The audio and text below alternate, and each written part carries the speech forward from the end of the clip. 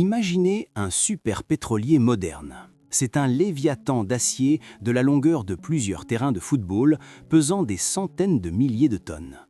Imaginez maintenant que cette masse colossale, défiant les vents, les courants et les tempêtes, soit maintenue en place par une pièce qui représente moins d'0,1% du poids du navire lui-même.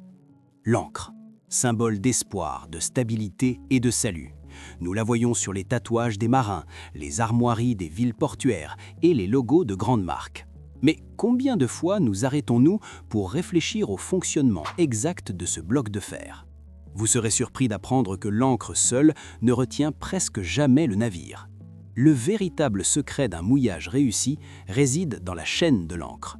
Lorsque l'ancre touche le fond, elle ne fait que s'accrocher au sol. C'est la chaîne d'acier de plusieurs tonnes qui s'étend sur le fond marin sur des dizaines, voire des centaines de mètres, créant une courbe lourde. C'est le poids de la chaîne et sa friction contre le fond qui amortissent les secousses du navire sur les vagues. L'ancre n'est qu'un point de fixation, le dernier clou de ce système. Mais pour que ce clou fonctionne, l'humanité a dû traverser des millénaires de recherches techniques. Aujourd'hui, nous plongeons dans les profondeurs des océans pour découvrir les différents types d'encre, leur évolution et surtout à qui appartiennent les plus gigantesques d'entre elles sur notre planète. Dans l'Antiquité, tout était simple. Les premiers navigateurs utilisaient de simples pierres attachées avec des cordes ou des paniers remplis de cailloux.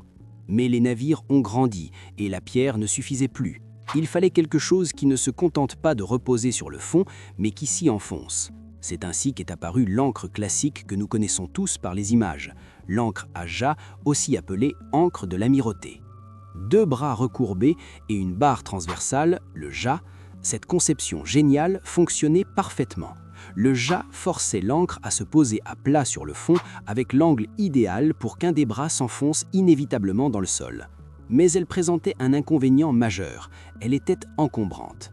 Il était incroyablement difficile de la remonter à bord et de la fixer contre la coque. Un bras saillant pouvait facilement percer la coque de son propre navire lors du roulis.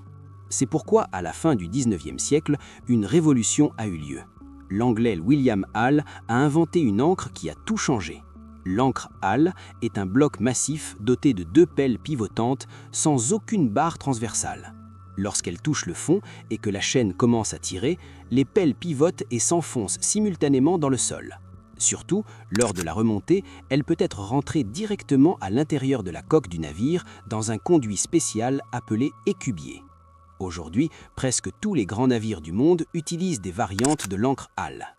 Cependant, l'encre idéale n'existe pas, car les fonds marins varient. Si le fond est composé de sable ou de vase, il faut une encre avec une grande surface de pelle, comme l'encre Danforth. Elle est légère, mais ses longues pelles pointues s'enfoncent si profondément dans les sols meubles qu'il est parfois très difficile de la déloger. Pour les fonds rocheux, on utilise des encres charrues qui labourent littéralement les pierres et se coincent dans les crevasses. Il existe aussi des encres champignons qui ressemblent à un chapeau de champignons inversé. Elles ne sont pas utilisées pour un mouillage temporaire, mais permanent. Elles s'enfoncent dans la vase, se retrouvent scellées par les sédiments avec le temps et maintiennent en place des bateaux phares ou des bouées pendant des années. On pourrait penser qu'il suffit de fabriquer une encre Hall plus grande pour résoudre tous les problèmes. Mais les ingénieurs travaillent constamment sur un indicateur appelé force de tenue. C'est le rapport du poids de l'encre et de la masse qu'elle peut retenir. Pour l'ancienne encre de l'amirauté, ce coefficient était de 1 pour 3. Autrement dit, une encre d'1 tonne retenait 3 tonnes de traction. Les encres modernes à haute force de tenue atteignent un coefficient de 1 pour 10, voire plus. Mais lorsqu'on parle des géants des mers actuels, porte-avions nucléaires, navires de croisière grands comme des villes ou plateformes pétrolières, la ruse du design ne suffit plus. C'est la masse brute et colossale qui entre en jeu. La taille de ces encres est difficile à concevoir tant que l'on ne se trouve pas à côté d'elle. Un seul maillon de la chaîne d'une telle encre pèse autant qu'un homme adulte, et l'encre elle-même pèse autant qu'un troupeau d'éléphants africains. Nous arrivons maintenant au plus intéressant, à qui appartiennent les titans du monde des encres. La troisième place revient aux géants militaires. Les colosses les plus célèbres appartiennent à la marine des États-Unis. Les porte-avions nucléaires de classe Nimitz et les nouveaux de classe Gerald F. Ford sont des bases aériennes flottantes de 100 000 tonnes. Pour maintenir une telle machine, chaque porte-avions est équipé de 2 ancres. Le poids de chacune est environ de 30 tonnes. La longueur de la chaîne dépasse les 330 mètres. Lorsqu'un porte-avions jette l'ancre, le vacarme sur le deck est assourdissant. En quelques secondes, des tonnes d'acier partent à l'eau. Gérer un tel processus est un travail d'orfèvrerie, car si la chaîne descend trop vite, l'énergie cinétique pourrait simplement briser les mécanismes du navire. La deuxième place appartient à un fantôme du passé.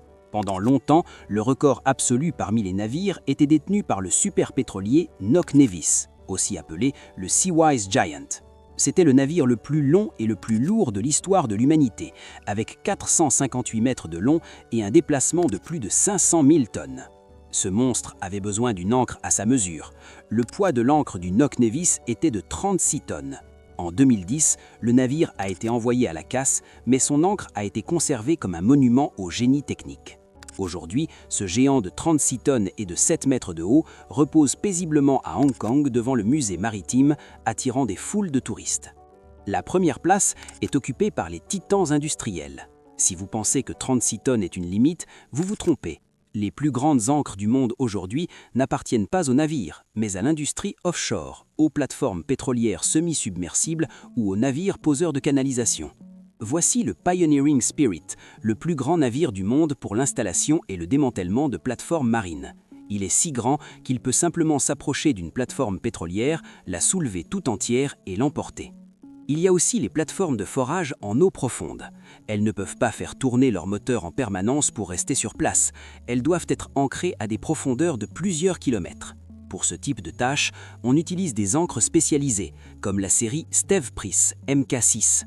Leur poids atteint les 60, 70 et même 100 tonnes.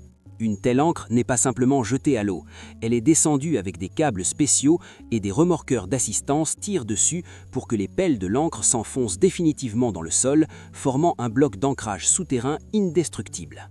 Une seule de ces ancres peut supporter une force de traction de milliers de tonnes, résister aux ouragans les plus violents et empêcher une plateforme pétrolière de bouger d'un seul mètre. La technologie ne s'arrête jamais. Aujourd'hui, les navires sont équipés de systèmes de positionnement par satellite, de propulseurs transversaux et d'ordinateurs capables de maintenir un navire à un point précis de l'océan, sans aucune ancre. Ce système s'appelle le positionnement dynamique. Et pourtant, aucun capitaine du monde n'accepterait de prendre la mer si un bon vieux morceau d'acier n'était suspendu à la proue de son navire. Car lorsque l'électronique tombe en malheur, lorsque les moteurs s'arrêtent et que le vent fortit, la seule chose qui sépare le navire de la catastrophe, c'est l'ancre. Une invention millénaire qui a passé d'une simple pierre au bout d'une corde à un titan d'acier de 100 tonnes, continuant de maintenir solidement notre monde à flot. Si vous avez aimé plonger dans cet univers avec nous, jetez votre propre encre dans les commentaires, dites-nous quel fait vous a le plus surpris. N'oubliez pas de mettre un pouce bleu, de vous abonner à la chaîne et à bientôt pour de nouvelles vidéos.